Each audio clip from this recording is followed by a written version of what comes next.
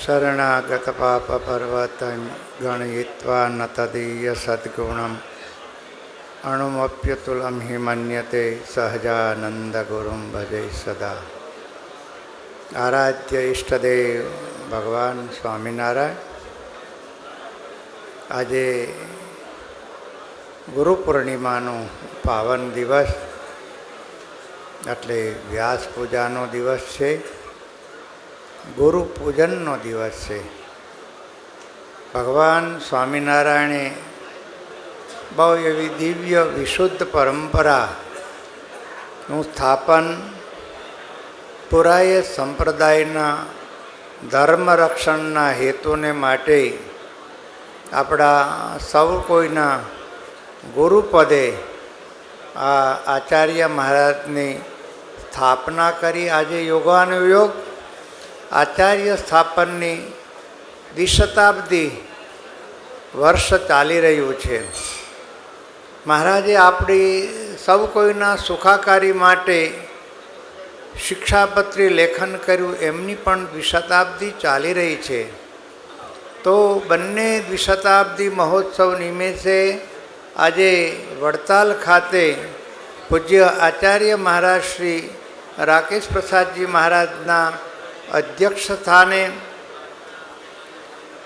જ્યારે ગુરુ પૂર્ણિમા મહોત્સવ ઉજવાઈ રહ્યો છે, ત્યારે આજની આ સભાના વક્તા સંપ્રદાયના બહુ ગુણિયલ સાધુતાની મૂર્તિ સમાન એવા પરમ પૂજ્ય સદગુરુ શ્રી નિત્ય સ્વરૂપદાસજી સ્વામી, પૂજ્ય ધર્મકુળ મુગટમણી 1008 આચાર્ય મહારાજ શ્રી રાકેશ પ્રસાદજી મહારાજ, પૂજ્ય નીલકંઠચરણદાસજી સ્વામી, પૂજ્ય નવતમ સ્વામી, પૂજ્ય બાપુ સ્વામી, વડતાલ ટેમ્પલ બોર્ડના ચેરમેન સદગુરુ પૂજ્ય ડૉક્ટર સ્વામી શ્રી શાસ્ત્રી સ્વામી શ્રી સંત વલ્લભદાસજી સ્વામી, મુખ્ય કોઠારી સ્વામી શ્રી દેવપ્રકાશદાસજી સ્વામી, સંપ્રદાયના મૂર્ધન્ય આગેવાન બધાય પૂજનીય સંતો, નાના મોટા સંતો, પાર્ષદો, આ મહોત્સવના યશસ્વી યજમાનશ્રીઓ અને ખૂબ મોટી વિશાળ સંખ્યામાં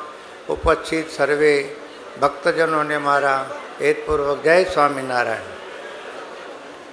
વાલા ભક્તો, આજે આપણે ખૂબ ભાગ્યશાળી છીએ. સંપ્રદાયમાં જેમ સોનાનો સૂરજ ઉગ્યો હોય ને, એવા એક પછી દિવસોનો અનુભવ કરી અને ભગવાનનો સાક્ષાત્કાર આપણે સૌ કોઈ કરી રહ્યા છીએ.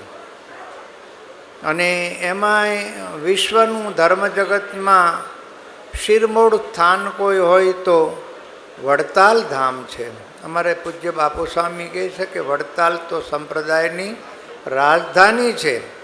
એવા સ્થાનમાં બેસી મને તમને આજે ગુરુ પૂજન કરવાનું જે સૌભાગ્ય મળ્યું છે, આપણા સૌ કોઈના સદભાગ્ય છે. પૂજ્ય મહારાજ શ્રી જ્યારે ગાદી સ્થાનને દ્વિશતાબ્દી વર્ષ ચાલી રહ્યું છે, ત્યારે મહારાજશ્રી માટે હું જેટલું કહું ને એટલા શબ્દો ઓછા પડે. એકદમ પૂજ્ય મહારાજશ્રી કર્મઠ મહાપુરુષ છે. જ્યારથી ગાદીએ બેઠા ત્યારથી દેશ વિદેશમાં કદાચ અત્યાર સુધીના સંપ્રદાયની અંદર વધારેમાં વધારે વિચરણ કર્યું હોય ને તો પૂજ્ય રાકેશ પ્રસાદજી મહારાજે કરેલું છે.